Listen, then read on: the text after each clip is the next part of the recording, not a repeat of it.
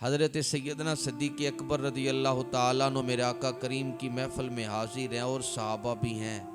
حضور نے فرمایا 360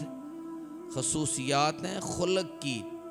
اور جس مومن میں کوئی ایک خصوصیت بھی ہوگی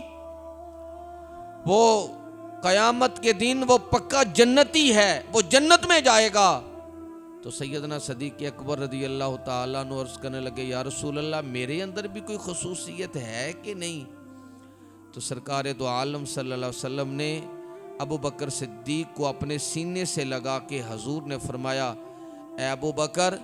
تو ایک خصوصیت کی بات کر رہا ہے، 360 خصوصیتیں ہی ابو بکر صدیق کے اندر جمع ہیں۔ اور اسی لیے سرکار دو عالم صلی اللہ علیہ وسلم نے فرمایا جنت کے 8 دروازے ہیں۔ ہر کسی کی خواہش ہوگی کہ میں اس دروازے سے گزر کے جنت میں داخل ہوں، پر جنت کے 8 دروازے ہی ان کی یہ خواہش ہوگی ابو بکر صدیق ہم سے داخل ہو کے جنت میں جائے۔ ہر دروازہ آواز دے گا، اے ابو بکر ہم سے داخل ہو کے جنت میں جا۔ ابو بکر صدیق وہ ہستی ہیں کہ حضرت جبریل امی جیسا فرشتہ جو فرشتوں کا بھی سردار ہے وہ حسرت کر رہا ہے کہ میں بشر بنوں تو ابو بکر صدیق رضی اللہ تعالی عنہ جیسا بنوں۔ میں اور آپ ہماری غلامی کا کامیابی کا ایک ہی رنگ ہے کہ ہم اپنی زندگی میں دین کو لے کر آئیں۔ بڑا آسان ہے دوسروں کی زندگی میں دین تلاش کرنا، اپنی زندگی میں دین کی اشاعت کے لیے میں اور آپ کتنا کردار ادا کر رہے ہیں۔ حضرت سیدنا صدیق اکبر رضی اللہ تعالی عنہ آپ کی وہ 16 سال کی عمر سے لے کے آپ کی وفات تک ہر لمحے سے ہی عشق رسول کی صدا نظر آتی ہے، ہر لمحے سے ہی ہمیں حضور کی غلامی کا رنگ نظر آتا ہے۔ انہوں نے جیا ہے تو اپنے محبوب کے لیے، کچھ پہنا ہے تو حضور کے لیے، جو کچھ بھی عمل کیا ہے تو اپنے گنبد خضرا والے مکی آقا کو راضی کرنے کے لیے ہے۔ میں اور آپ اپنی زندگی میں یہ عہد کریں کہ ہم زندگی گنبد خضرا والے مکی آقا کی غلامی میں بسر کریں گے۔ حضور کی غلامی والی زندگی، حضور کی غلامی والی، انہوں نے غلامی کی ہے۔ سیدنا صدیق اکبر میرے آقا کریم کی خدمت میں کبھی بھی حضور کی بارگاہ میں حضور کی شان کو عقل میں رکھ کے نہیں توڑا، کیونکہ قرآن کہتا ہے اولئک کالانعام بل ہم اضل۔ یہاں جس نے عقل کو معیار بنایا ہے وہ ابو جہل بن گیا، اور جو عشق لے کے آیا ہے وہ یار غار بن گیا۔ قرآن کہتا ہے وہ تو جانوروں سے بھی گئے گزرے ہیں جو بارگاہ رسالت مآب میں اپنی عقل کو معیار بناتے ہیں۔ دنیا کے بازاروں میں جاؤ تو اپنی عقل کو معیار بناؤ، جب بارگاہ رسالت مآب میں آؤ اپنی عقل کو قربان کر دو۔ عقل قربان کن بپیش مصطفیٰ، عقل کو گھر قربان کر کے آؤ، یہاں عشق والا جو غلامی کا انداز ہے وہ چلے گا۔ مسجدوں میں آؤ، مدرسوں میں آؤ، خانقاہوں میں جاؤ، تو میں اور آپ ہمارے لیے ادب کا پیمانہ کیا ہے کہ ہم اپنی عقل کو معیار نہ بنائیں۔ عقل کو معیار بنائیں گے تو پھر ہمارا وہ ادب نہیں رہے گا، اللہ کے گھر کا ادب نہیں رہے گا۔ حضرت سیدنا صدیق اکبر رضی اللہ تعالیٰ عنہ جب سارا کفر حضور کا انکار کر رہا تھا، حضرت سیدنا صدیق اکبر سینہ تان کے کھڑے ہو کے میرے آقا کریم کی غلامی کا اعلان فرما رہے تھے۔ ساری مشکلات برداشت کی، سارا خاندان کو چھوڑا، سارا کچھ مال پیش کیا، اپنی اولاد حضور کے قدموں پہ قربان کی، لیکن زندگی میں ایک لمحہ بھی ایسا نہیں آیا کہ حضور سے بے وفائی کی ہو۔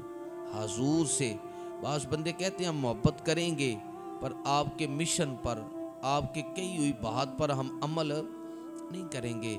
تو حضرت سیدنا صدیق اکبر رضی اللہ تعالیٰ عنہ نے کل ماننے کا جو مزاج ہے وہ سب سے پہلے جس ہستی میں نظر آئے گا نا، کوئی اختلاف نہیں کی، کوئی وسوسہ، کوئی اپنی رائے پیش نہیں کی، میرے آقا کریم کی خدمت میں کل ماننا ہے، کل ماننا ہے۔ اور آج بھی حضرت سیدنا صدیق اکبر رضی اللہ تعالیٰ عنہ کا ذکر کریں تو روحیں وجد کرتی ہے، کس ہستی کا، کس غلامی کرنے والے کا آپ ذکر کر رہے ہیں۔ اللہ کریم میرے آقا کریم کے پہلو میں وہ آرام فرما ہے۔ قیامت کی صبح تک جو بندہ حضور کے روزے پہ جا کے یا یہاں سے بیٹھ کے درود و سلام پڑھے گا نا حضور کی ذات پر، وہ 7 درود و سلام پڑھے گا سیدنا صدیق اکبر کی ذات پر بھی، اور 7 درود و سلام پڑھے گا حضرت عمر فاروق رضی اللہ تعالیٰ عنہ کی ذات پاک پر بھی، کیونکہ وہ میرے آقا کریم کے پہلو میں آرام فرما ہے۔ اللہ کریم کی بارگاہ میں دعا گو ہوں کہ اللہ کریم ہمیں ان کی سیرت کے جو چند پھول ہم نے سنے ہیں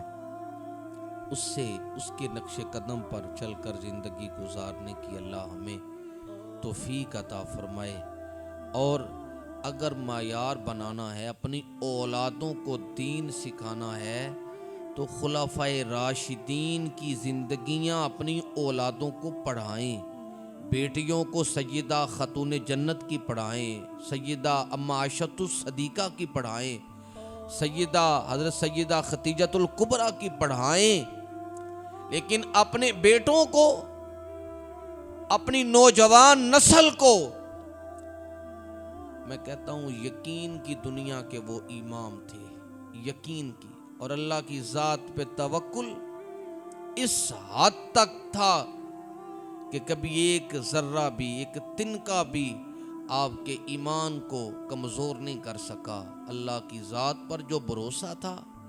اور میرے آقا کریم کی زندگی میں جو 16 سال کی عمر میں جو یارانہ لگا، جو دوستی لگی، اس دوستی کو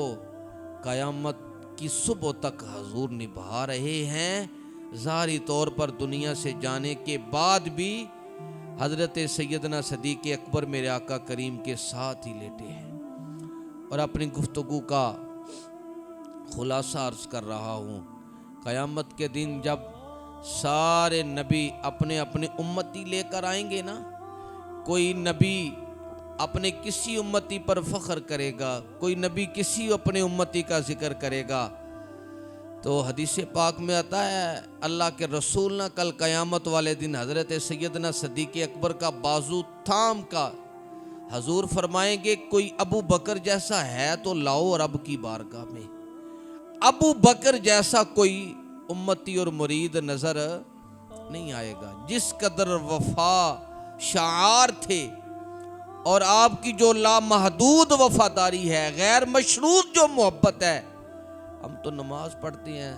ساتھ ہماری نیت ہوتی ہے ہماری یہ شرط بھی قبول ہو، روزہ رکھتے ہیں، کوئی نیک کام کرتے ہیں تو ساتھ ہماری شرطیں بھی ہیں کہ یہ شرط ہے۔ ہم کہتے ہیں ہم نماز تو پڑھتے ہیں پر اللہ ہمیں رزق نہیں دے رہا، اللہ ہمارے لیے یہ کام ہمارا نہیں ہو رہا، اللہ ہمیں اولاد نہیں دے رہا۔ تو حضرت سیدنا صدیق اکبر رضی اللہ تعالی عنہ کی زندگی کا، آپ کی سیرت کو پڑھیں، اپنی اولادوں کو پڑھائیں،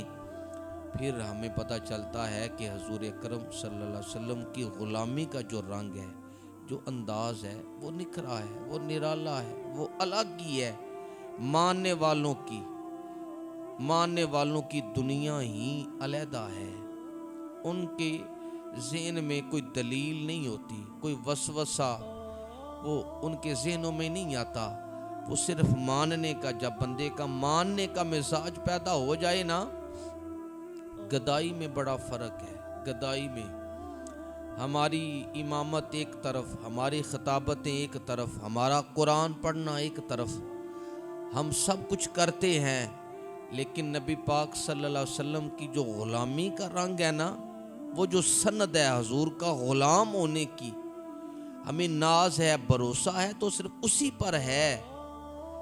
اللہ کا احتساب، اللہ کے عذاب پر، اس کی پکڑ پر ہمارا یقین ہے، پر اس کے عذاب سے، اس کی پکڑ سے کہیں زیادہ وہ مہربان ہے، وہ چھوڑنے والا ہے، وہ بخشنے والا ہے۔ ہمارا اس ذات پر بڑا یقین ہے، جہاں وہ قہار ہے وہاں وہ رحمان بھی ہے، وہ رحیم بھی ہے، وہ غفار بھی ہے، وہ اپنے بندوں کو معاف کرنے والا بھی ہے، معاف کرنے والوں کو پسند بھی کرتا ہے۔